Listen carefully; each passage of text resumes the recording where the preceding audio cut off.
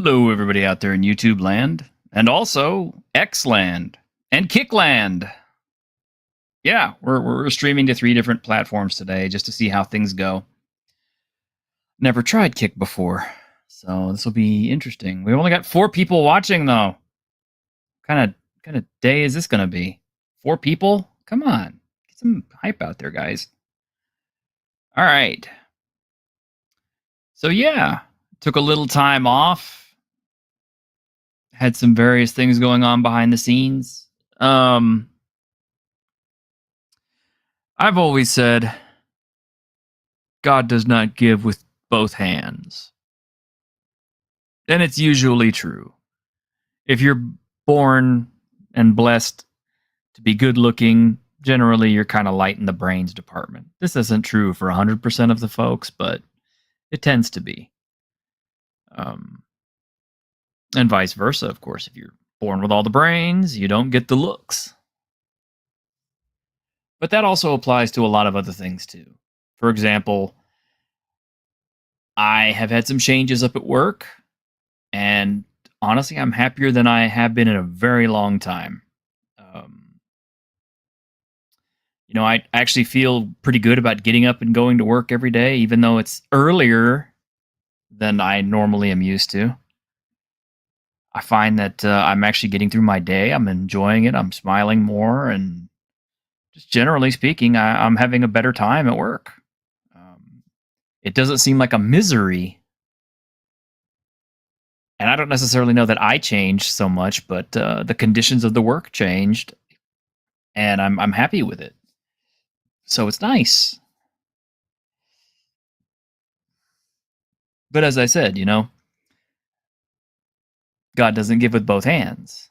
So, so getting a tiny raise at work and having better working conditions and stuff, I lost my insurance. So that was a struggle for a little bit. I had to find some new insurance, and it's one of the few times that being a broke dude actually worked out for me, because I'm actually so broke that I got a credit, so I don't have to pay quite as much on my insurance as before. So again, giving with both hands. But then there's another bad side to this, because we had to replace our air conditioner and our heater, and that's $14,000.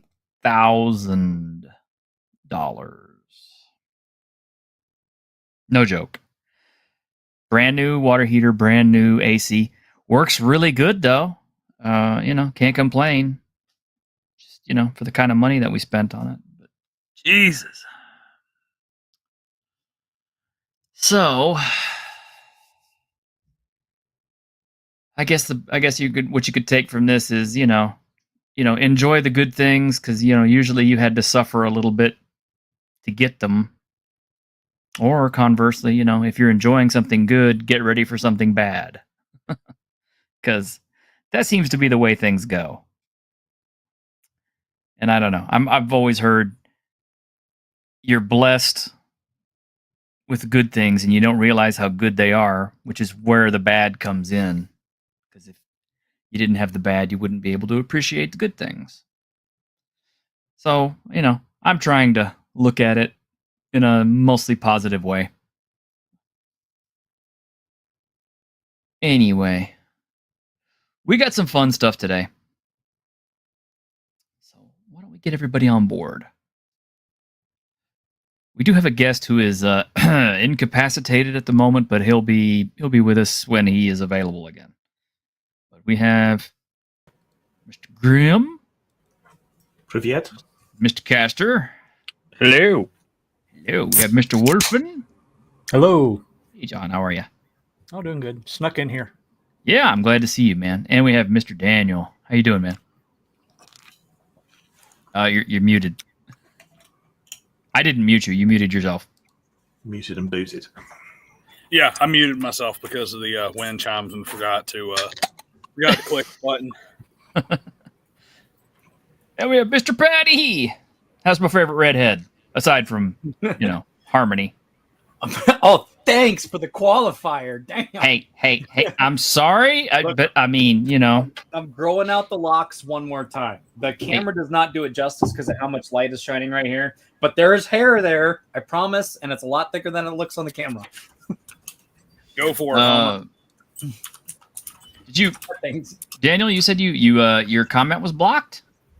Yeah, and all I did was posted the comments like, "Hey, everybody, get out there and share the link, especially on X." And it says like, "Your comment failed to post to T-shirt historian." I'm like, "What?" Did you go through YouTube? No, I posted it right here through the comments. Huh. Same place I normally do. It's probably some kind of weird glitch. I think you can't, or you didn't actually post the link, did you? No, Oh, that's weird. But anyway, all right. So let me see. Hey, I got some fun stuff here. Hang on a minute. Let me make sure this is working. If it's not working, then this whole thing kind of falls apart. Is that gonna load? Please tell me it's gonna load. Come on. No. Tell me it's gonna load. Okay, it's gotta load. It's gotta load. Come on, load. We're really professional here, by the way. Scuffed. He's using the VTuber lingo. Burn him.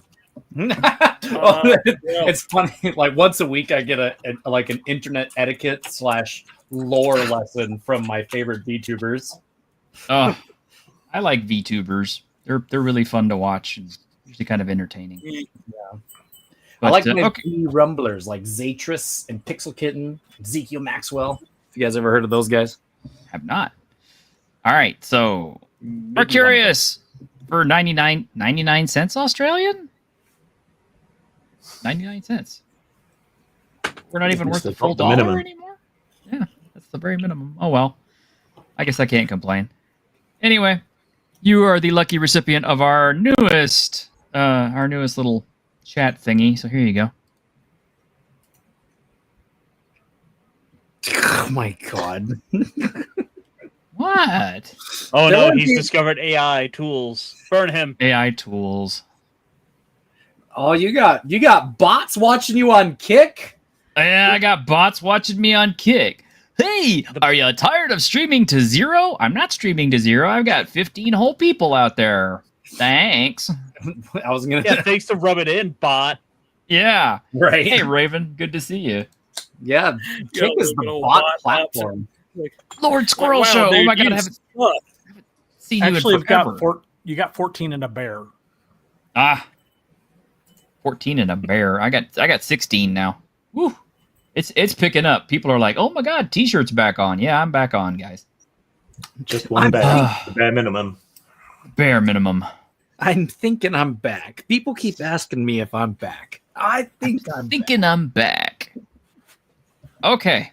So before we get into our main topic, I had some interesting and funny stuff that crossed my desk in the few weeks we've been out. So apparently, this is a real thing. I can't even show pictures of these.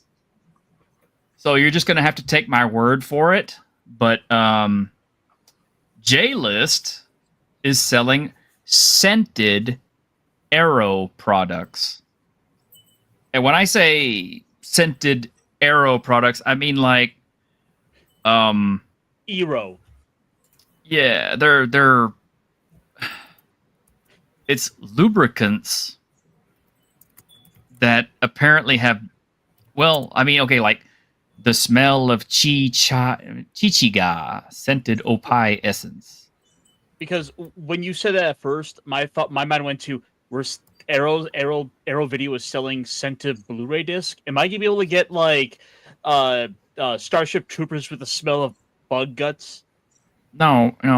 Well, okay, it's called erotica, right? Erotica, right? Yes, but it sounded like you said arrow. Oh, sorry. Maybe Yeah, it's when my you said twang. scented arrows, I was like, I mean, is this like some kind of weird humanitarian thing where it's like, I killed you, but at least you don't have to stink while you're at it? And is it for like corpse cleanup or something? No, this For is like Zen archers, so they can smell where their arrow went. so They needed that at Agincourt because think about all those all those poor serfs that had to go out and scrape all the French bodies out of the mud. Yeah. So anyway, I'm looking over this huge list of intimate lotions, and one of them is called The Scent of Sweat in the Cleavage of a Busty Gal Who Loves Geeks. That's very So yes. Japanese, T-shirt. That's a real thing. That's a real thing. the The Japanese smell of don't do short titles, do they? no, the smell of black-haired schoolgirl's panty. That's I didn't make that up. That's a thing. Did they get the naming conventions from like early Panic at the Disco songs? Like I don't know. The smell of female in heat. Hatsujo shita mesu no nioi. Yeah, is there it's a one real- where it's like scent is the most fun a girl can have without taking her clothes off or something like that? No, but there are all kinds of crazy stuff like the smell of sweat under the armpits of cheerleader. Yeah, that's it. Yeah. So anyway, and no, I'm not gonna buy the one that is the scent of gal's foot. Okay, I'm not. Just stop it, Ironcaster. Don't even ask. But I was thinking about buying one purely for the conversational purposes and just to tell people, say, well, I gave it a sniff and this is what I think, but I really don't know. I mean, it's only $12 or $16 depending on what you get. We've gotten to the time where they're making courtesy sniff candles. I mean, yeah, that's true. That's true. I mean, considering that you can buy a candle that smells like someone's thing. Let's face the truth here. It's an armpit candle, okay? It's an ass crack candle. The only reason that they're able to sell it is because they tell you it's a girl's ass crack candle. The fact of the matter is this is just like the phone sex lines back in the 90s and whatnot, where it's like, oh yeah, I'm a super sexy babe. I'm brick house 38, 26, 38, 24, 36 with triple D, and it's like, no, you're not. The only thing triple about you is the number of zeros that come after the first number in your weight. Exactly. Yeah. Oh, and for Australian $5, hey, thank you again, Mercurius. Man, you're like the only guy who donates to me, but I appreciate it every single time. Trust me, I do. Let me see. What have I got? Oh no, wait. That's for something. Let me give you a good one here. Let's give you the John Wick. I once saw him kill 3 men in a bar with a pencil. With a fucking pencil. Yeah. That movie is manly. That's just a manly movie. The whole series is just awesome. Nobody agrees? No, it's good. I watched the first one. You hadn't seen the other 4? I'm the other 3? afraid that I'm going to be disappointed. I love the first one so much. Other 4 if you count Ballerina. Yeah, I haven't watched Ballerina, but I should probably. But you really should watch the other one. My point the exactly. Like it's such a good story start to finish. Why would you watch the other ones? I will admit that the story goes off the rails in part 2, but by 4 is so damn good. It's just like, whoa. I mean, it's like they ramped everything up to 11 in that one, which is saying something because I thought they ramped it to 11 in 3. But oh hey, Charlotte C. Hey, new person, Australian $2. Maybe it's only Australians with a heart. Maybe so. I love you, Australians. We got a good one for you. Let's see. StarQuest is kind of long. Let's not do that one. We haven't done this one at all.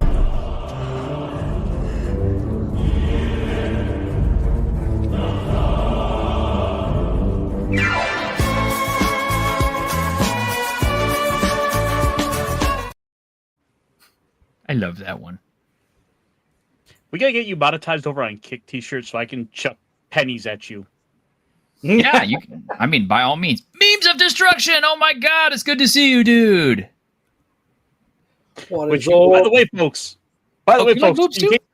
Because T-shirt didn't make this clear enough. We are live over on Kick Kick.com/the T-shirted historian. Come on by, help him get monetized, and let's chuck pennies at his head all stream. You get a multi-stream to Kick and talk about monetization when Rumble is going to give you monetization day one right now? It won't let me go to Rumble. Oh, is that because of StreamYard? I guess so. Yeah, you got to put in that custom RTMP, and it sucks. You got to do a little bit of work there, but it can be done. Okay, just really quick show of yes or whatever on the panel here. But who all likes boobs? Yes, Boobs are pretty great. Boobs are pretty great. Okay, Well, it's pretty much a universal thing. I like me a pair with a nice set of elvish ears. you mean Goblin, right? Did you guys see Crossface's t-shirt he posted a month ago? No. It said lift heavy, acquire woman, get breast milk or something like that, and have children get breast milk. Yeah. Well, since we are talking about, the gorgeous knockers, I thought I should be sharing this because this was some news that happened while we were out.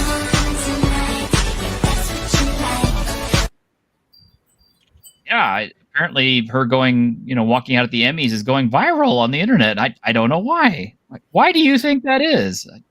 Same reason that her, because she has great genes.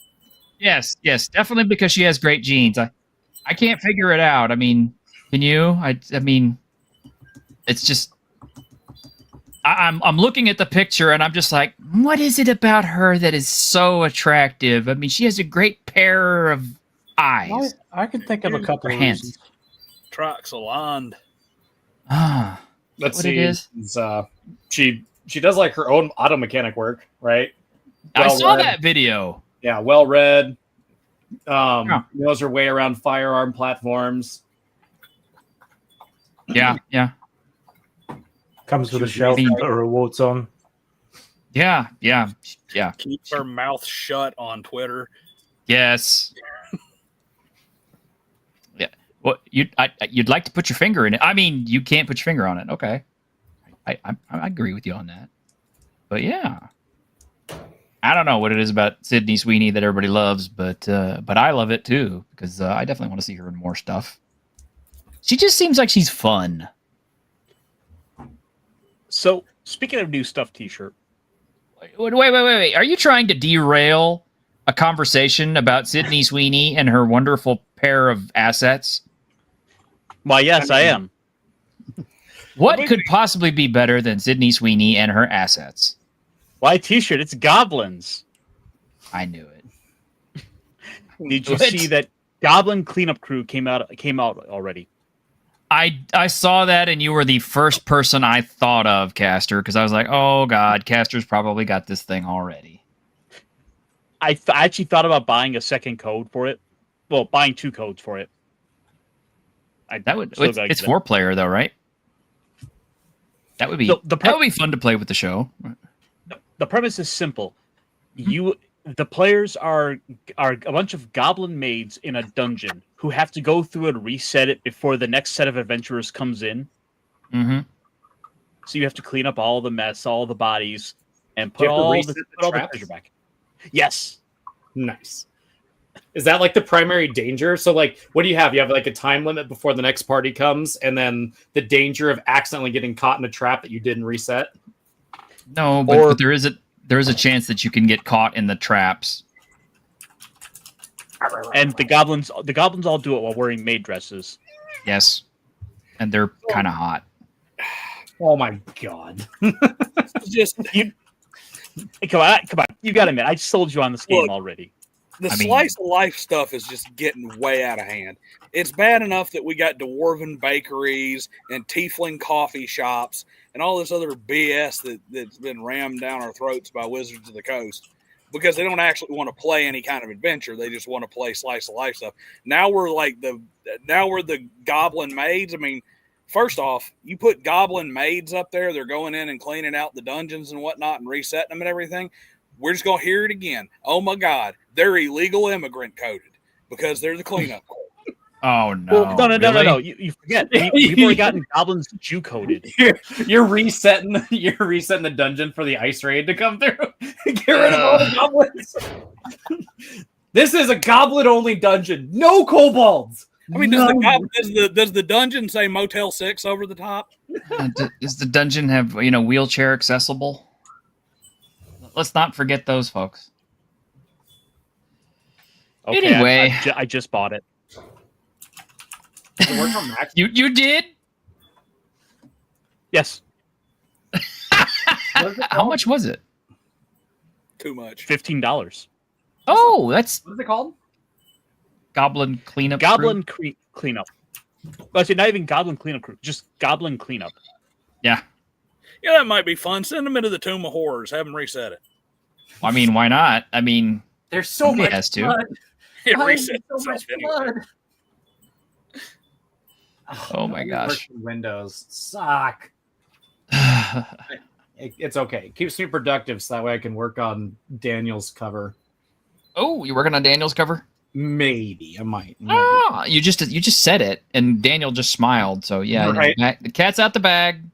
I'm gonna be totally honest. I'm afraid to do like full color, so I was like trying to meet Daniel halfway. I'm like, let's do it like stark black and white with like lots of red tones in the middle, and it could be like really cool Sin City type vibe. But he wasn't going for it, so now I got to change my approach. Like I'm scared to do full color. I don't want to do it. Hey, I've been doing full color forever and just not getting any traction. Although I have to say now, I will. I may be jumping the gun on this, but I did sit down and have a long talk with Blackwall about doing some artwork for one of his upcoming projects. Nice. Yeah. He hasn't got back to me yet, but hopefully he will. He and his partner will okay what what I'm going to be doing, and I'll have some art out for him, which would be nice. It's like I told him, I'm not in this to make tons and tons of money because I've been doing this for too long, and I already know that unless you're one of those lightning strikes lucky folks, who like Reinhagen or Arcane Library, or something, you're probably not going to hit big on a book. So just enjoy the money that you get and have fun with it. But, anyway, if I'm stuttering a little bit, it's probably because I'm drinking some of this. This is 200 milligrams. It's actually an energy drink now. It's not like the old Jolt Cola with all the sugar and stuff in it. So But it's got all the it's- sugar and extra caffeine. No. This is actually, it has no sugar in it. It just has more caffeine than the old one.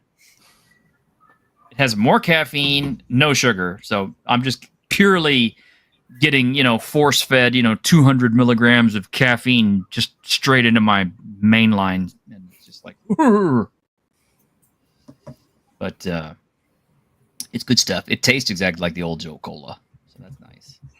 But anyway, I'm glad that you started talking about old D&D, Daniel, because it's exactly what I want to talk about.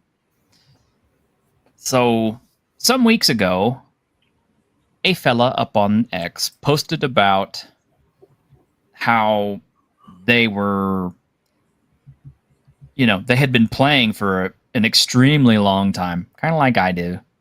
And although back in the original days, they had, the guy making maps and, going through everything old school. The fact is that now that there is better access to technology available to gamers, such as AI or mapping tools or, atmospheric music or whatever. I mean, all the stuff that we take for granted that are in a modern game that wasn't available back in the 70s when the game first came out. And I started thinking about it, and I'm not throwing any shade on Basic Expert or anybody else who is doing old school gaming, like Whitebox or something like that. But my thought is old school gaming a fetish? I mean, is it really the case What? No, really. Is Them up with OSR because they're the only ones I see stroking off about OD&D. Yeah, well, see, that's the thing. It's like, okay, given the choice, would you guys prefer to do a game that had all of the access to all the modern technology and conveniences that we use now? Being able to look up shit quickly on your cell phone, having the dungeons mapped out or auto map as you go from descriptions or whatever, having miniatures that are digital, et cetera, all the cool stuff that we use now versus the old school, which is, you got to somebody actually has to sit there and dedicatedly try to draw a map and not get it wrong. You have to cumbersomely push miniatures around on the board and hope that you're in the right place and not confusing stuff and that the DM drew a good enough map. All these things. I'm curious. So I think there's a time and a place, and there's game systems that are built for that type of design philosophy in mind, and I think that really informs a lot of how you decide those things. As far as whether or not it's a fetish, I think I guess it depends on how you look at it, right? Because there are people who really go back and they use OSR type games to recreate the play that they kind of put together when they were younger.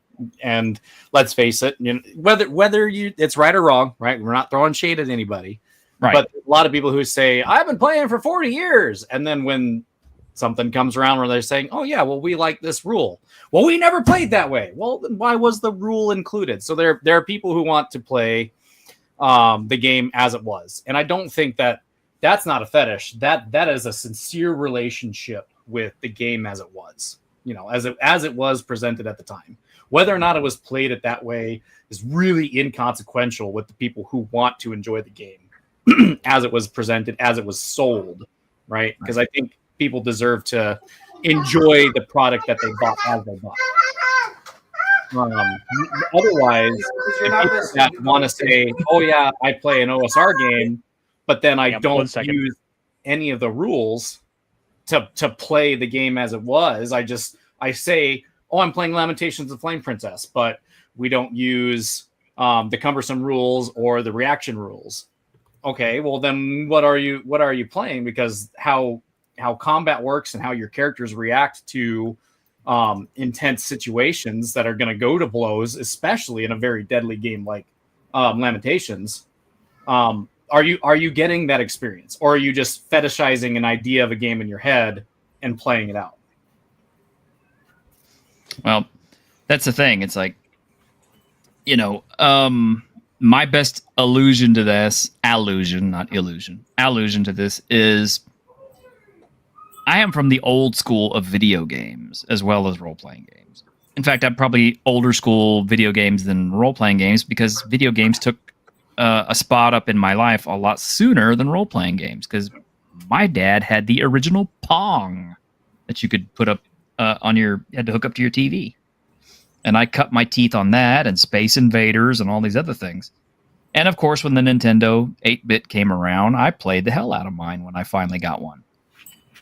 And, at the time, everything was just awesome. But I remember, as the graphics kept getting better and better and we, kept seeing what the machines could do, I would always ask my manager, it's like, can you imagine what's going to happen like in 30 or 40 years, how realistic the characters are going to look or how awesome or how insanely cool it's going to be? And he's like, well, yeah. And the thing is, that's the thing. It's like if we had started with a Nintendo that could basically, perform as well as, a full-blown 5090, NVIDIA with, running the latest, hardware with Cyberpunk or something else like that. If we started out with that, I think we'd still have stuff to look forward to. But that would be a hell of a lot more enjoyable than having to start off with the 8-bit. I mean, yes, I do appreciate that we have these much better graphics, much better sounds, much better involved storylines and stuff, other than, just like blip, blip, Mario jump around. But you know, I see a lot of retro games being put out now that have 8-bit pixel graphics and chip tunes and all this, and I'm just kind of like, we only like that stuff because that's what we grew up with. It's not what we wanted. It's just what we had. It's nostalgia. But the thing is, though, you've then now got a whole nother generation that came along who did grow up on that as the what they knew from their childhood, where that is what they, as they grow up, they look back on as nostalgic, as saying those were the good times. Mm-hmm. Then you throw into that mix as well all of the issues that have now arisen with modern gaming. You have these incomplete games that are sold. You have games whose servers are pulled down. So if you want to go check this game out, you can't even play it, or you have to have these online, monthly subscriptions. And there's a thousand ways to get nickel and dimed out of incomplete games, which isn't to say old games are inherently better, because if a game had bugs and flaws in it that they were stuck on that as shipped. Yeah. The other thing too, and I think Daniel could probably agree with me on this. We also grew up in a time when we were going from LPs and 45s to 8-track tapes to cassette tapes to CDs, and then finally actual digital MP3 files, which are, pixel perfect digital recreations of the artist's music, enhanced, processed, whatever you want to call it. And yet the younger generation keeps going back and buying LPs, old scratchy, LPs to listen to because they think it sounds warmer and it's retro and all. And I'm just kind of like, what is this? Well, the issue is, by and large, it's just you have a generation that were raised with everything digital. So the idea of the tactile, the in hand, it becomes a big appeal of that. Especially when you see so many services are able to just take things away on a whim, something that you spent your money on, you don't own. And the idea of being able to have that in hand is appealing. There's a little bit of a difference, as vinyls too, though, because one of the differences between vinyls and digital is an approximation of a sound that's being played into a device that uses electrodes to recreate the sound. Vinyl is literally the sound of the needle scratching across the vinyl right there. It's literally, it is creating the sound, and the sound is never the same because you will never have the exact same grooves, the exact same content, the exact same differences of depth and whatnot in that vinyl as you play it. So there's an evolution to that sound in vinyl that does make it richer and different, but the same can't be said for a cassette tape or an 8-track for that matter. When you start talking about the magnetic transfer and everything, and those, they're just inherently worse in every single way over a CD or an MP3. They're just worse. There are no ifs, ands, or buts about it. Well, okay, but I mean, you see where I'm going with all this, though. I mean, because like we've experienced times when we didn't have access to all these things, to suddenly having a wealth of these things at our fingertips to be able to utilize, and yet the younger generations are choosing retro over modern. Also is interesting about. Oh, sorry, Graham, go ahead. Okay. I think there's a romanticism to the older media as well. I don't think we necessarily have it so much because we went through so many media changes. How many goddamn times on different formats do I have to buy the same fucking album? True. Right? So I don't think we have that same fetishization. Whereas my dad's generation, they're really into their vinyl. And then the kids today are into it, I think, because it's from the before times. You see a similar sort of trend in analog horror, that these old formats are spooky or have something about them because they're lossy or corrupted, or it gives them a certain mystique, I think. I think we might feel the same way if we found a gramophone and some old 78s in an attic. Or like my Victrola. Yeah. Well, I got a 1907 Victrola, a Victor Victrola talking machine in my living room. Yeah. or a fucking wax cylinder or something. You know, I mean, I think and it's not just limited to this kind of media. This actually covers all the pop culture stuff that we cover on this show, because one of the other segments that I will mention is, thanks to Ironcaster, I have been starting to pick up modern toys, which is kind of ridiculous. I mean, I'm 52 years old. Why am I fucking buying toys? But I blame Ironcaster, so it's okay. Look, But, if you have a game that you could play with those toys, then it's a game. It's a hobby. No, currently so far it's pull them out of the box, articulate with them a little bit, think, wow, this would really be cool if I was like 12 and had an imagination, but now I can't do that anymore. So, but that's the thing. Didn't catch you playing with your dolls. Yeah, no, sir, I didn't catch you playing with your dolls. Yeah, but see, that's another big difference too. It's like, okay, I had lots of toys growing up, and I had like some of the original Star Wars stuff back, in 1977. And compared to the figures that we have now, with all their tons of articulation and accessories and details and ungodly price tags, it's night and day difference. I mean, I think you get some tribalism. That's a bit of a problem here too, and it's just because that's human nature. Tribalism is human nature. It's a base part of how we get together and not get killed by predators and stuff like that. Is we band together with like-minded groups. And when you get into these kind of nostalgia things, like looking at gaming, for instance, some of it is wanting to see where it came from. Some of it is an actual an interest in exploring the way it was played and doing it that way. And kind of like they say that we couldn't rebuild the Saturn V rocket because the expertise is gone, because the way they were handcrafted and there were so many things that were hand fitted, and it's not like you can go into an AutoCAD machine and remake it. Mm-hmm.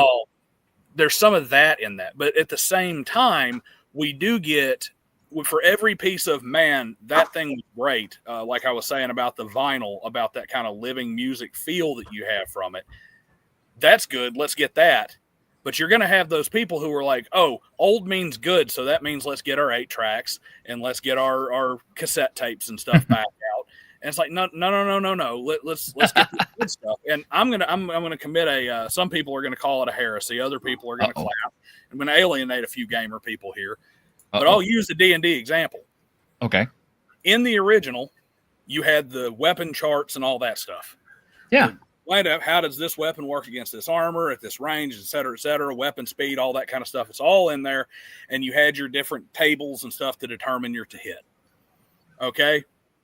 And there is an actual benefit to that, in that it is more simulationist, and it's more, to use the word that our buddy Ultra hates so much, it's more realistic than just a simple roll high and hit that we have in modern D&D. Mm-hmm. And we could use those tools that you're talking about to do all of the tables and charts and stuff in the background like that, and still have that same effect in the game. And that would be a good thing and a good use of that technology.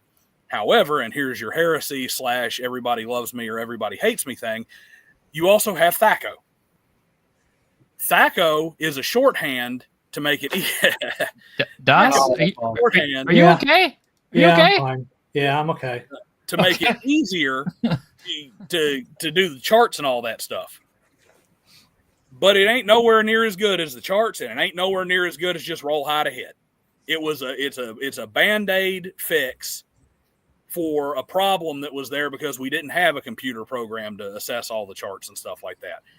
And just like the cassette tape, THACO can just stay back there in the trash can because we don't need it anymore. We got better on both ends. I don't know. John, you've been real, or Doss, you've been real quiet about this, man. You got any input on this? Because I don't know, you come from the old school too. So yeah, the very first rule you learn is, if you don't like a rule, you don't have to use it. Yeah. So the people that are saying, that are talking about, well, it was the rule. Why did you use this rule back in the day?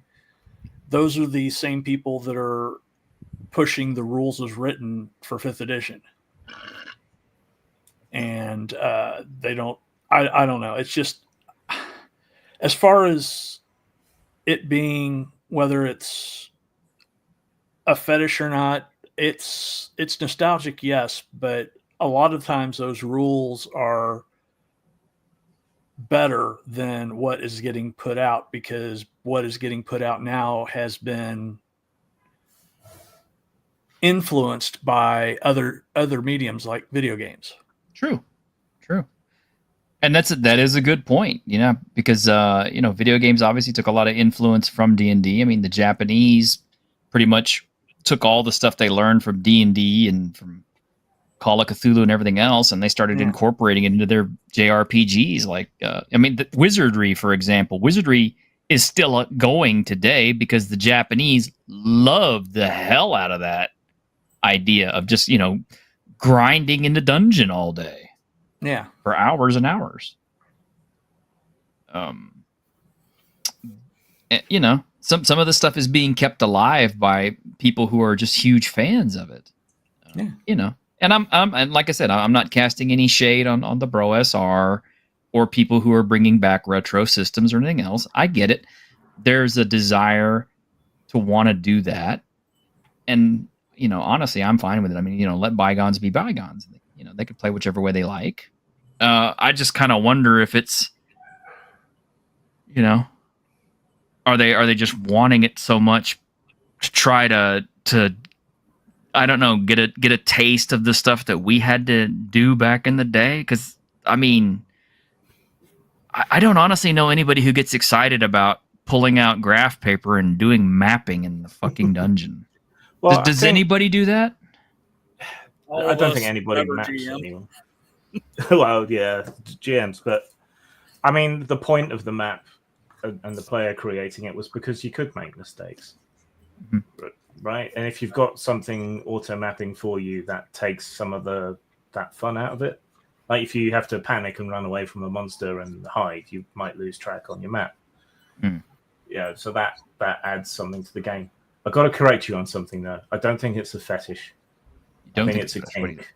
No, it's a kink, not a fetish. See, a fetish is something you need, and a kink is something that you like. Right? Okay, so it's the difference between a want and a need is there. I mean, I don't know if we're gonna be using terms like that. We were talking about the younger generation going back to old and traditional medias and so on and so forth. We also have a younger generation that's becoming more and more Christian. So we're finding a bunch of people who were sold a very false bill of goods on the new stuff. I mean, we said it ourselves, right? If at any time a publisher can take a digital piece of content that you bought and take it away from you, of course you'd want to go back to a media that they can't do that to you. And one of the things about this generation is they're so tired of having things taken from them, including reality, and perhaps this is a little bit of a theologian debate that I'm out of my depth of having. But I think one of the reasons why we also see a big return to religion is because a lot of people, once they found their faith, they don't have it taken away from them either. Well, I mean, you do have people fall off of faith, but as you stay on that, but to pivot there slightly, I mean, you are right that there's this idea of something taken away. I mean, look at all the hatred people are giving to the boomers because they see it as like this older generation that's taken everything from them. Well, CalStaff. There's a name I haven't seen in a long time. You still use a mapper in your home campaign? Really? I mean, that's old school. So, yeah. As a matter of fact, the person who plays the mapper in my Shadow Dark campaign, this is her first campaign ever playing. Yeah. And I mean, and Shadow Dark is kind of an interesting idea. I mean, because it's kind of a fusion of old school and the newer types. And it's kind of appealing to both. I can see why everybody likes it so much. I have yet to play it. I want to. I think Shadow Dark did kind of what I was talking about. Like, it's not just that they struck when the iron was hot. You got a lot of luck with the OGL and a bunch of other stuff that happened at just the right time for Shadow Dark. But luck is nothing but preparation and opportunity coming together. And the preparation for Shadow Dark was, using the previous analogy and whatnot, she went and she got the vinyls.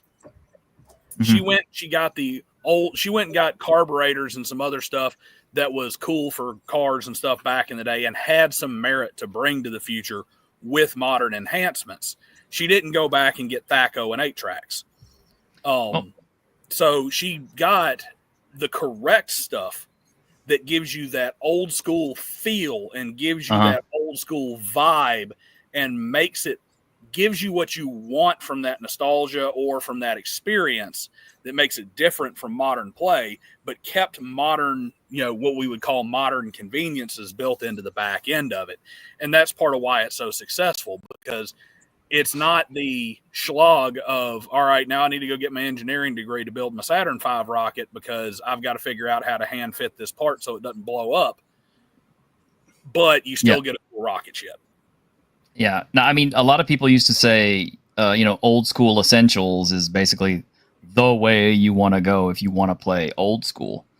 But, I own that product, and it's pretty faithful to the old school, Dungeons and Dragons, basic and advanced D&D. But honestly, I'll be honest. I like Lamentations of the Flame Princess for basic D&D better. I think it's much better streamlined and much better built. I'm not talking about all the edgy shit. I'm just talking about as a system, it's really good. Basically, it's pretty solid. And I think I could give you a quick example that is, at least some of us will get here. I'll give you a car example real quick. Mm-hmm. Old school essentials and your old school games, like you're playing actual old D&D, is owning like a 69 Camaro with the original parts and the original and all the stuff that goes along with that, like the getting up early in the morning because you got to go tinker with the carburetor with a flathead screwdriver to get it run because it's temperature dependent. Or spray some of that. What is it? The starter fluid. The starter fluid. Yeah, into the carburetor. Choke you got to pull out of the dash and all that fun stuff. Yep. All right. Your modern games are going to be your new ZL1 Camaro. Everything's controlled by electronics. It is undeniably better performing. You better have a engineering degree to work on the stupid thing. Everything's expensive, and it doesn't have that feel. Your Shadow Dark, that is your 69 Camaro, but you got like a modern 427 crate engine in it. You got modern brakes. You got a fuel injection, a sniper fuel injection system on top of it and all that kind of stuff. So it feels and it looks like a 69 Camaro. It drives like a 69 Camaro, except for you don't have the suspension from the cart that they used to haul dead people off in the Black Plague during the Black Plague. You don't have drum brakes that can't stop you in 2 football fields from 50 miles an hour. And you have immediate throttle response, and you can just walk out and turn the key and crank it up. You don't have to warm it up for 4 hours and play with it to get it to go. Right. And see, this is kind of what I'm talking about is there's actual old school playing. I mean, like this is, bringing out the old ass, Dungeons and Dragons, basic set or advanced D&D set, first edition, and playing that, like the Bro SR would do, or playing something that's derivative and yet still good, maybe with a few rules changes or some tweaks or something to bring it more into line with what was intended to be the original, like White Box or Old School Essentials. I dare say the one thing that's missing in Old School Essentials is the psionics, which I don't think anybody used in AD&D First Edition. I don't think the Bro SR used psionics either, to be quite honest. I had never asked Jeffro or B-Dubs about it. I probably should, but I bet you they'll tell you they don't. But Bill Sylvie does, apparently. So, the Dungeon Delver. So he is a proponent of old school psionics. So he uses it because I guess he knows how. I never could figure it out. And then, you've got these hybrids. I call them hybrids because that's kind of what they are. They're like bridging the gap between old school and new school. And I include Kevin Crawford's stuff in this as well because it is taking a lot of the basic stuff and it is kind of putting a new set of wheels on it and ideas to make it run, just like Shadow Dark does. And then you actually have brand new games like, D&D 20, 2025, 2024, whatever the hell it is. I don't know. I'm not playing it. But I don't know. Grim, you got any input on this? I don't think there ever was like a single sort of unitary old school experience. I don't know if anyone else has this memory, but I do. Whenever I did sit down to play D&D as opposed to another game, every table was different, interpreted the rules in their own way. It had house rules and everything. It was a bit like sitting down for a round of poker and someone just, all right, 5 cards, stud, aces are low, 7s are wild, right? You know, they would set the terms of the game as you sat down to play, and you had to adapt to every table you went to. Was that everyone else's experience, or? I think that's universal. It sounds to me a bit more like how you have this tendency to build a regional dialects. How all these groups might start out speaking the same language, but as time goes on, other little terms pick up and become part of the vernacular.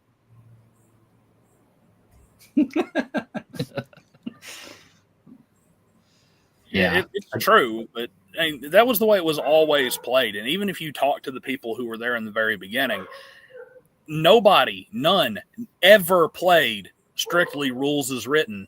Ever. It was never a thing. Sounds like. I take that back. Because Rule 0 was always rules as written. It was always written in the rules. Change this at your table was always a written rule. So by that thing, we're all playing rules as written. But I mean, that is one of the weakest arguments I've ever heard. It is not a weak argument. I love you, but that is one of the biggest and Ernie before he passed, who all biggest crutches. One of the biggest crutches in the whole argument. And I'm not saying it's written into the. If you're having fun, if you're having fun, I guess. But what I'm getting at is how many motherfuckers play Monopoly right? Nobody. True. And nobody fucking likes Monopoly. Even the people who pretend to like Monopoly are just like, was it Grimm that brought up the point about learning how to play poker at every fucking table? Have you ever fucking played spades in the army? Nobody knows the fucking rules to that game. Not a fucking person. They all think they know because they learned how to play spades from somebody who told them they knew how to play a game. But then you go and sit down and play spades with with another unit when you get assigned to another unit, and you're like, "What the fuck game are we playing?" The same thing with fucking Monopoly. You sit down to play Monopoly, and someone's like, free parking." It's like, where in the rules is that? Or Catan. Some people don't like playing with the thief in Catan. I'm like, well, then what the fuck is the point in playing? Well, it's not fun for people. Like, okay, well, I'm not having fun, so I guess we're playing wrong. There's a difference in kind. It's just like wargaming. In wargaming, you have to have explicit rules that are adjudicated by the referee. Let me tell you something. Dungeons and Dragons is a war game. Uh-oh.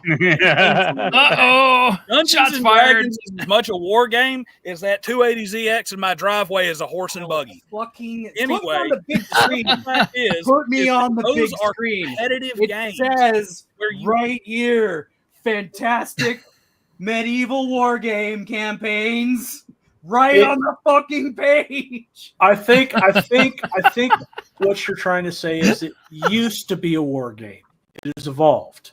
Yes, and everyone keep in mind, it was also White Box was also there to help sell chainmail. Was a war game. The fact of the matter is that a competitive game is different in kind.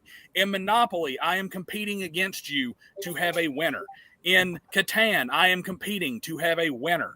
In all of these games, you and I and Grimm and Ironcaster are all against each other trying to win. So therefore, the rules must be black and white and completely set to make sure that each one of us has the same playing field in which to compete for that victory. I will tell you the biggest egg on. I'll tell you the biggest egg on my face moment I've ever had, and it was on the show. But Grim and I, we were looking over the AD&D first edition DM's guide, and let me just tell you my experience. I've been playing with players who've been playing with the original brown box 3-book copies, and they've been doing it since the 70s. So I figure they know all the rules, they know what they're doing. Then 3.0 comes along, and we're studying the rules like maniacs because it's so in depth and so super duper crunchy that if you don't know the rules, you are going to be crushed under the weight of the rules. So one of the things that I have always championed 3.0 about is their negative hit point rule. If the character gets hit, then he, starts to bleed out until he goes into like negative con or whatever in his hit points, and then he dies. And I thought, man, that's a great rule. Why didn't they have this on all the other editions, right? Well, we're reading through the DM's guide, first edition D&D, and sure enough, in the healing section, it mentions that as the rule. And I'm like, so they got it from first edition D&D. It was there all along. And every goddamn table I ever played at never used this rule. It was always the basic D&Ds. You die at 0 hit points. There's no negative hit points. And I felt like a fucking idiot for not having known this. Well, I'll just tell you, a lot of the reason why is because, for everyone that we make fun of that says, well, yeah, I learned how to play Dungeons and Dragons from watching Critical Role. Uh-huh. There's all of us that learned how to play Monopoly from the guy that always wins.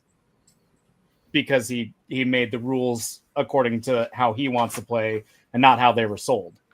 And I'll tell you, for everybody who wants to complain about the state of the game and where it is now and why, we've got all these weak sauce, limp-wristed people playing Dungeons and Dragons, and now they're writing official Dungeons and Dragons. I guess you have to pick your poison. Because if we went the traditional route and we went with what the game was based off of rather than what felt good, I mean, you've seen what Do What Thou Wilt has done to your favorite game. So you decide. I still think there's that it's fine to be able to house rule where you like to. Now, that should be something that maybe should be a disclaimer people should have at their game, that when they start, it's like, hey, look, I know what the rule book says, but this is the way I run it, so this is not the official way. If you want to do the official way, you can do that when you run it, or you can go to somebody else's table if you want that. But this is the way I do it. But T-shirt, the problem with that is also you got to think about who you're playing with.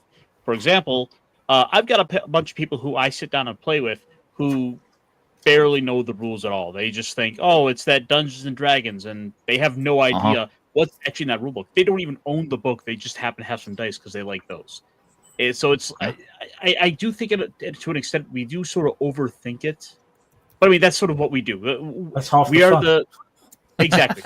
we are the down in the dirt, tried and true nerds. Like we are the ones with bookshelves, plural, of role-playing games that we tell ourselves, I am going to play this one day. Shelf of shame. One day. Someday.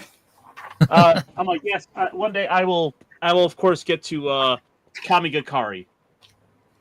I have Kamigakari and I have yet to play it. I don't think I have the full rule set yet. I just have like a couple. But I have multiple like supplements for it. I have those two supplements. I have one of those supplements. I don't have the other one.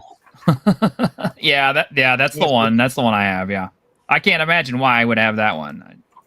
I don't know why. Why would I have that one? I don't know. But anyway, yeah. So so I don't know, guys. In conclusion, would you say that the desire to play old school is, I guess, to put it in different terms, a kink, or at least a desire over playing a newer system? No. I don't think it's. I definitely don't think that it's a kink or a fetish, because I think that language says, if we're gonna say there's no wrong way to play, then saying it's a kink or a fetish, I think brings with it a negative connotation that says, oh yeah, no, that you shouldn't be playing that way because it's a kink. It's not normal.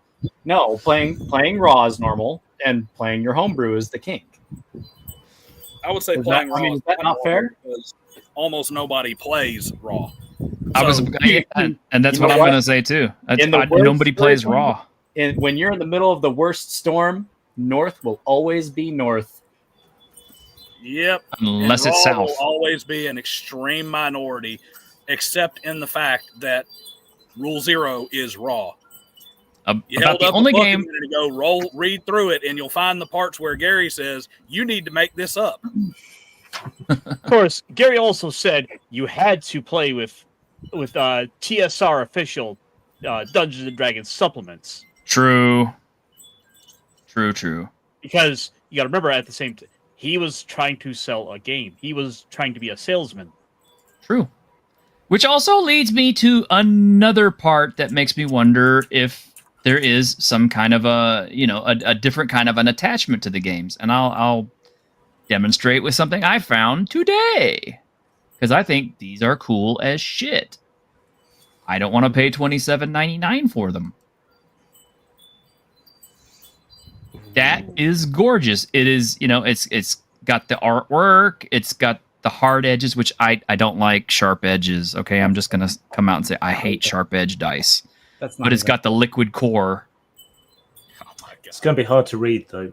You can't, that's what I was about to say. True. It's completely worthless. That's real great for those people who want to roll the dice and snatch it up off the table. Oh, yeah, I got a 20. No, that's good for people who think they like to play the game.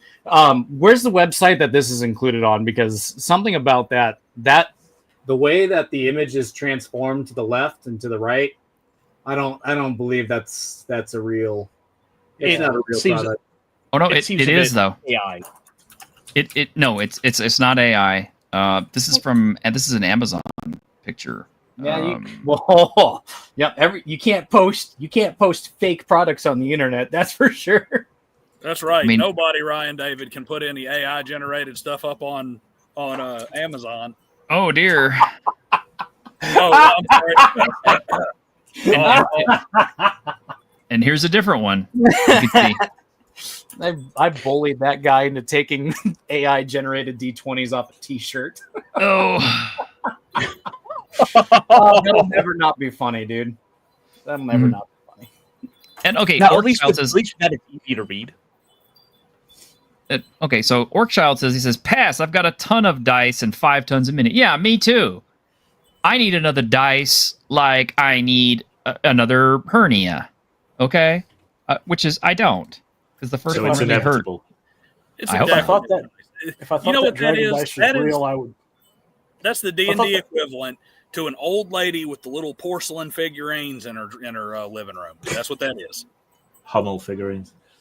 Yep. If I thought that was a real product, I would probably order it for my wife. It is a real no, product. No. That look at the way the D20 is with the dragon head. There's no distortion from the angle of the top of that D20. Yeah, and no, Look at the D8. Look Or at how I guess it's supposed to be the D4. Yeah, there's That's different. a weird D4. Okay, I'm not ordering a set of these to prove that they're real. Okay, I don't have an extra $30. I'm not saying they're not real. What I'm saying is it's not going to look just like that. That motherfucker right there is not real. It's entirely possible that what you got is the art is actually set down inside the actual die itself. Like it's not printed against the inside of the. It's not printed against the die. It's printed against the, a flat or a smooth surface that's inside the polyhedral, and thus always kind of appears flat when you're looking straight on. Nope. Especially if you are professionally photographing it, and there's 5,000 pictures, and they picked that one to put up. No, that's okay. Well, case in point. Look at this. I'm leaning towards my buddy Patty over here that I think methinks they may have touched up a bit too much, if not generated. They may have, but here's the point. Here's the point. This is the thing that you've all missed. Okay, just like the games, just like the toys, just like the music, just like the movies, just like every other fucking thing, the dice have changed because I had the original bitches that you had to like fucking crayon the numbers in, and the edges would get rubbed off. Yeah, like that, like those right there. This is the and original. You see how you see the edges? Yeah, the edges, just like that. We didn't have shit like this back then. I want to give a shout out to my papa because he's the one that gave me those dice. I love you, papa. That goes back to that whole cassette tapes thing. Uh huh. We don't want that. That's not the thing we want to bring back. That's But, I mean- that's the manual choke and the screwdriver at 5 a.m. to get your car to start. And yet people are bringing back cassette tapes. I've been seeing bands that are selling their stuff on vinyl. That's true. I've been seeing people Bandcamp. selling 8 tracks. What about this guy right here? Oh, Oh, we can barely see it. Whoa, that thing is like. Is that an old one? nope, that's liquid filled. Oh wow. They do I can't exist. even see it. Well, it keeps Hang on. disappearing because you Let got me a turn off. background. Let me turn off my background. Do you see this? Yeah, I Yeah. have a copy of that. You know what comes in this? Is it the old dice? Woo! Oh my god, it's a cassette! Look at that! I couldn't even play that shit now. I can. I got a like one of those 5-in-1 record players. You got the Core Rule audio book. It comes on a set of 24 cassette tapes. Dude, this thing is awesome. Castle Grief fucking knocked it out of the park with this. This Oh, I is bet. sweet. You damn kids in your Gucci dice. I remember Luzaki. Luzaki's still around. But here's my point, and this is what I'm getting to. Is that what the modern player is wanting? Are they wanting the experience of the shiny cool dice, the special tables, the VTTs, all that good stuff that they see represented or misrepresented on Critical Role or in other YouTube shows or other things? Or is it that they want to pull out the old ass dice with the edges that are getting worn off that you have to crayon in the numbers and play some old school games? Old school, So the way we used to. The perfect I analogy think it's for the important. new. The Oh, perfect I think it's analogy for the new. Sorry. Well, one of you guys has got to go. I think it's important to consider the difference between the Kickstarter craze of having to put in all these little tchotchkes and the bells and whistles just to try to get it out the door. And then there's what the people are actually going to sit down and play with at the table. Oh, by the way, memes. Yes, I actually saw a band the other day that is selling mini discs still. Where did they Go find ahead, go ahead, Dus. No, I know that's my thing too. I don't know where the hell they The find perfect analogy to modern gaming compared to old school is modern gaming is porn. It is There you completely unrealistic, and people that just watch porn and have never had sex before are going to have a completely distorted vision of what the actual gaming really is. Hell So yeah. I'm right when I ask if it's a fetish. See, look at how we pulled it all back together. Modern gaming is the fetish. OSR is the norm. Or old school gaming is the norm. And kind of like what you're saying, Diecaster made a great point with we have to sell all these tchotchkes in order to make it successful on Kickstarter. You know, like you look at our friend, the Basic Expert, his white box is doing really good. And what's included in that? You got, you have all of these books in one box that are actually formatted in a way that makes sense. That way you don't have to rely on rule zeroing. You get outdoor survival and you get a set of dice. Oh, and a DM screen.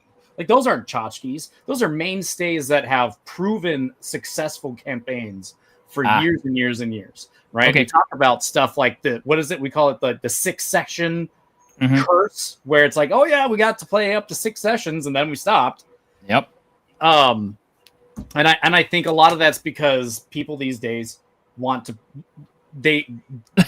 what they expect, right? The work. There are people who want to put the work in to enjoy the game, and then there are people who say, oh yeah, I played Dungeons and Dragons and I rolled a 20 at one point to seduce the dragon. And people think they want that, but it's just flash in the pan. That's the Marvel Cinematic Universe of gaming these days. Okay. Now, let me remind you of something else too. That was also true back in the day. Back in the day, say what you will about the artwork being what it was. The black and white inked stuff that was, not always very professional looking. Let's be real. And sometimes it was beautiful, and sometimes it was just like, I see what you were going for, but you didn't quite have the talent to make that happen, did you? I Yeah. I am also a friend with somebody who was part of the original Dragon Tree Press. And I have some Dragon Tree Press books, which, if you've never seen those, they were like sparsely illustrated, is kind of saying a lot, but they were also written in basic typewriter font and published on manila paper and stuff like that. Yeah, kind of like this stuff. And you know, not everything was flashy and gorgeous, and definitely stuff didn't look as cool as it does now with the nice slick production and the nice color artwork and the glossy pages and the tons and tons of good stuff. It's just a lot of this stuff was very bare bones, like it's this. Just like anything else with nostalgia. We've talked about this with video games 100,000 times. Mhm. When we look back and when we tell the new people who weren't there for it, we tell them about the great good old days. And when we look back and remember the good old days, we remember Mario Kart 64. We remember Ocarina of Time. We remember we remember playing Mario and Duck Hunt and Punch Out and all kinds of, we were the original Final Fantasy and Final Fantasy VI and stuff like that. That's what we remember. You know what we don't remember and we remember it, but we conveniently forget and don't go back to? E.T. Superman 64. Yeah, Ghostbusters, Superman 64. No, That's what we nobody- don't. Nobody's going back to Superman 64. That's a lie. Oh, We nobody don't likes go that back. game. News. Nobody We do not likes go back Superman to the 64. wrestling game where you had to have the sprites separated by like this much space to actually grab each other because the hitboxes were so screwed up. I remember that. You know what rabbit hole I got stuck in last night was do you guys know what the Nuzlocke challenge is? Yes. I've never heard of it. So the Nuzlocke challenge is self-imposed hardcore rules for playing Pokemon games. So people who played Pokemon Red 1,000 times, right? They started playing Nuzlocke. And Nuzlocke is if a Pokemon dies in battle, he's gone. You have to release it into the wild. You can't keep that Pokemon. And you can only catch the first Pokemon you meet per new area, right? And you're stuck to that team, and you have to make it all the way through. If you don't catch that Pokemon, too bad. So sad. You have to go to the next area to catch another. It gives you one less Pokemon to take to your team all the way through to beating Blue on the mountain or Red on the mountain or whatever.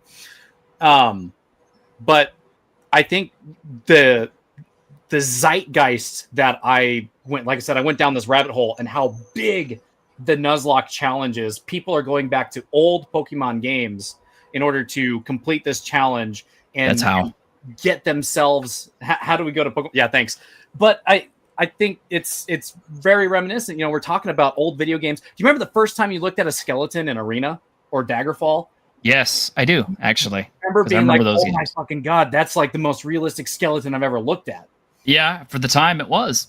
So when we're looking at these old games, I mean, even when we're looking at this, like that was the most badass piece of art that I'd ever seen. Because at the time, you didn't get art like this in a publication that you can just get at home. There were comic books, and there were like pre-code comic books that had guys smoking and like shooting people, but you didn't get it.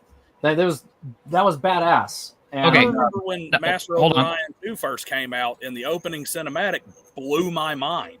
Yeah, and it was a hell of an improvement over the first one too, overall. But Well, yeah. let me jump to this really quick because Lord Squirrel Show has actually kind of hit something that I also endorse and believe in, is that capturing the spirit and style of play with an easier to navigate and comprehensive set of rules is a pretty valid thing to want. And watch me bring Grim back into this. So we have Vampire the Masquerade, 5th edition. It looks really cool. It's got all the slick pages. It's got the glossy artwork. It's got the professional layout. It's got this. It's got that. It's got new rules. It's got everything that Vampire... No, it doesn't. It's bullshit. Fuck that. I will still play my old ass marble green books with the old Tim, what's his name, illustrations. Second edition. Tim Bradstreet. Second edition. Yeah, Tim Bradstreet illustrations. Tracing. I will play V20. Why? Because the old stuff was better in this case. I don't necessarily have to run Vampire rules as written, but I definitely prefer the old lore and the old way it was done to the new. I hate the new hunker mechanic. I hate the modernization of the story and where it's gone. Oh, we had a second Inquisition and we completely took out an entire faction of enemies in order to turn this against, like the Camarilla versus the Anarchs and, fuck that, man. I don't want to play that shit. I think you did hit the nail on the head there, though, is that there is, because you have people arguing on behalf of these older styles, these older editions, that make these older ones more appealing. Mm-hmm. I don't know. Well, Grim, what do you think? I mean, you're running V5 for an audience, but what's your real preference? My preference is still for the older one. I generally say, for most games, you get the first edition for the hype and the interest, and to get the ideas kind of enthusiastically put at you, and then you take the second edition for the rules. And beyond that, typically, I don't think you necessarily need to keep going, really. So I think the second editions are usually the sweet spot for the rules. That's probably true of Vampire, though it didn't change that much. It lacks the heart of the original, and that's not something that it's easy to pin down on why. I think you're onto something. Yeah, it's an exercise in making a modernized vampire. It's not a modernized vampire, I think, and. Yes. They got slapped around 6 Ways from Sunday on the edgier stuff they were supposed to put in, but kind of the point of Vampire was always to be a bit edgy. So if you don't do that, then I think you lose something there as well. And it stole ideas from everywhere, and it doesn't do that either. What it makes me think of is what we talk about when we say, there aren't really subcultures anymore. Yes. Like the last one was maybe emo. You can kind of make an argument for a couple of others since, but not really. And I keep seeing kids pop up on TikTok and stuff saying they're goth, and I'm just that's black metal face makeup or a really poor Kiss tribute. That's not goth. And they don't seem to know the music or anything. It's just a presentation for the internet. They don't look like they're ready to sack Rome. Nope. No. It's a bit like with Fantasy Mind. It's a bit like looking back. I'm thinking of Roman clothing and people wanting to dress up like Roman gladiators. When there's so many elements of that are just kind of lost in history, and you lose a lot of the nuance, a lot of the factual truth of that all. Well, I'll tell you one thing. Nobody in ancient Rome wore vambraces all the time. That's some bullshit that the shows and movies invented. Yeah, imagine Norwegian culture and how I feel every time someone's like, look at my Viking outfit. I'm like, shut the fuck up. I'm tired of seeing Viking helmets. Next you can tell me they don't have horns on their helmets. I think we're past the horn helmet thing. But okay, the thing that Grim was right about definitely hit the nail on the head. And watch this. I'm going to make everybody happy on this one. He said the new stuff doesn't have the heart. And I think that is where Shadow Dark, Castles and Crusades, White Box, Worlds Without Number, all of the stuff that is being made by smaller publishers today, even Machinations of the Space Princess, it has heart. It has real heart to it. It's not trying to imitate some other shit. It's just trying to do its own thing with its creator's best intentions in mind. Now, I don't know what we could say about... Well, I guess we could even say that Elk Skull Horn RPG also has heart. I just think it's like... It has a body. Dying.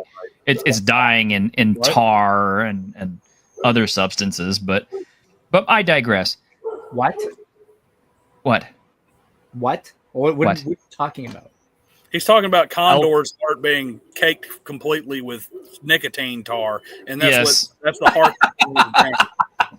I mean, God say damn what it. you say what you will. Say what Okay. you will, but I mean, it's got heart. I mean, he definitely put something into it. Not But discipline, I mean- effort, skill, intelligence. Yeah, I mean, he tried. He tried. T-shirt. Teeth. What? Charlotte Spell check. asked if a super chat went through. Did a super chat go through? I didn't see one. Let me see. Well, Looking there back, is looking back, one looking- start from about an hour ago. Let's see. Yeah, maybe it's only in Yeah. Australians with heart. Yeah. I played a clip for that one. Haha. Yes. We got you. We got you. It's all of that the criminals down there trying to make their way off that island that Grim sent them to. No. Yes, I personally traveled did back it. in time and I guided heard your to accent. I heard discover it. Australia. Yeah. You owe them reparations. Friendo. Anyway. But that's the thing. I think whatever game you're playing, as long as it's got the heart of what made those old RPGs great, you're still doing it old school in a way. You know what I mean? I mean, yes, okay, true. You don't have your, coffee and cigarette stained, 1977 three book box there to play with at the table, with that wonderful fresh mildewy smell like Patty does. Yeah. But you could still enjoy that with an old school style game like White Box, or actually play the original editions, or enjoy playing newer editions with the same spirit and the same heart. Whether it be Shadow Dark, whether it be Castles and Crusades, whether it be Worlds Without Number, I think the heart and the intent is still there in these newer editions that makes them worth playing and makes them worthy of being called old school in their own way. Tales of Argosa. I like Tales of Argosa, don't you? That's on my list. If I had a nickel for every time I heard Tales of Argosa this past week, I'd have 2 nickels. I have Tales of Argosa. I love it. I would love to play it. And It's on Charlotte.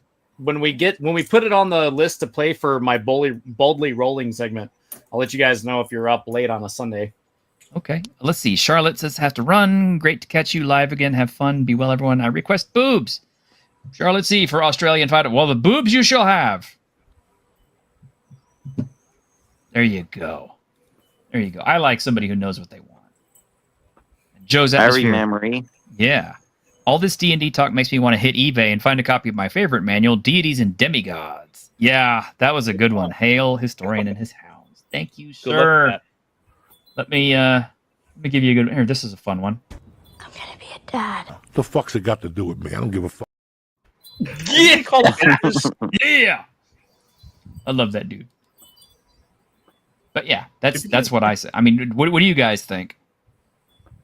Am I wrong? Am I right? Am I I think you're am I more or totally less out of my right. depth? I think the operative word is style. What they really want is the old school feel, the old school style of play, not necessarily the old school equipment. Yeah. I think so too. Which includes chainmail. That's fine. I mean, you can include chainmail. And that's why you would buy White Box, because it includes chainmail. You didn't need Rule 0. You needed Rule that whole other damn game over there. I will gladly read this introduction here that tells you. Please buy my other book. Hey man, he was the businessman. He doesn't Yeah, have was. anything right. Forward to my I'll tell book, you it's what. going to say please sub to Driving and Dragons and make sure you have a super chat. You know, You need if a super I chat to was operate Gary this book. Gygax, if I was Gary Gygax and I got mad that I got kicked off the team and couldn't write stuff for my own damn book, I too would tell you, you never needed any rules. Fuck the rules. Don't give that money that kicked me out, or don't give that company that kicked me out any of your money. Except he said it when he still had the company Hmm. in his first books. It's right here. And let's be honest, okay, his other attempts were not successful. I have a copy of Cyborg Commando, and it's unplayable. And I've seen Dangerous Journeys, and that one is also kind of not really. So I'm sorry, but lightning only strikes once, and that's just how it is. I mean, you can ask any of these guys who used to be big. I mean, we have Mark Reinhagen probably coming up in October. You can always ask him, what was it like to be awesome once, or what was it like to have tons of money once? Because he did something amazing. He struck lightning in a bottle with his game. And Shelby, she did the same thing with her game. And Gygax did it with his game. And I guess I grudgingly say Pathfinder did it with their game. Although, honestly, that was kind of a wide open market for them. I mean, come on, 4th edition tripped so hard, Yeah, the issue that happens is a lot of times the mentality that ends up making something like that does not necessarily mean you're going to be a good business person as well. Uh-huh. But anyway, we're over an hour now. Shall we wrap up? What were you going to say, Jim? Go ahead. We might. You don't want to give Patty time to find page 4 in that book he's looking at. No. I don't want him to read it out on the air. He can do it on his channel. Page 4 is the part where it says that the rules need, other stuff added in, and they're only as complete as possible. Doesn't say that it needed to be added in. It says that when you start your campaign, you will build naturally at a pace best suited for the referee and players, and that you will use the information provided in these books until you become sufficient enough in its rules that when you need to change them in order to make the game the game new, you're encouraged to do that. Shut your fucking mouth! No problem, John. Shut the fuck up, you cunt! Shut it! Shut it! What it says? Daniel, I could see the next person you need to have on your show is definitely Patty, so you guys can have this out on your show. Yeah. I want to see that. I'm actually going to invite B-Dubs. Oh my god, I want to see that. I want to see that one. But Grim was saying something. Oh, I was just going to say the other thing I think is that a lot of creators who strike gold, like first time out, you're in a very vulnerable position to be exploited or to enter into contracts that aren't necessarily the best because you don't have that history behind you. So, yeah, that's all. Munchkin. Yeah, for Munchkin. example. Yeah, I think that's what happened with Mark Reinhagen a bit as well. True. He did. He's already told us what happened. But I do suggest that we do not open our next interview with, so, what's it like being a has-been? That doesn't seem like a good one. No!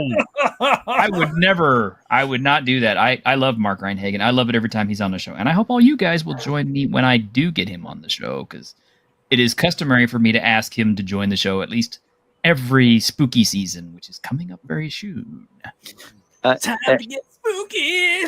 As I said, if I had the money, I'd buy, Vampire, World of Darkness, and put him in charge. I would too, in a heartbeat. I would give it all back to him. But you know what? He may strike gold again with Fang Knight. He may have something really good there because he's got some great ideas. Yeah. I'm hoping. You never know. The issue is just D&D is a blessing and a curse. There's a lot of focus on tabletop, but it's a lot of focus on tabletop D&D.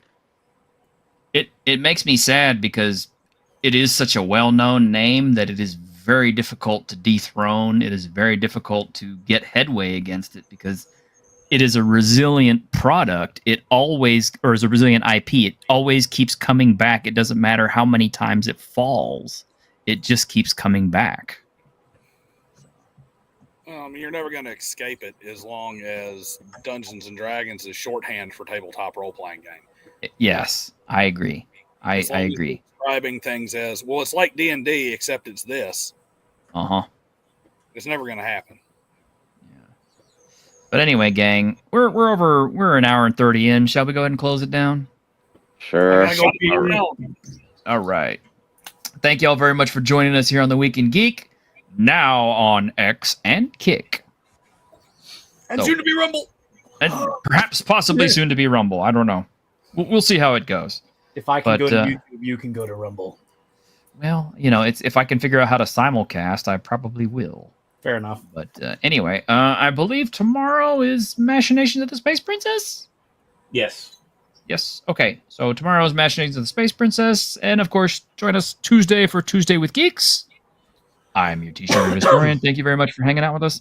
Watch my other videos because they're a lot of fun, especially if you like Fist of the North Star. Yes, drink, motherfuckers, drink!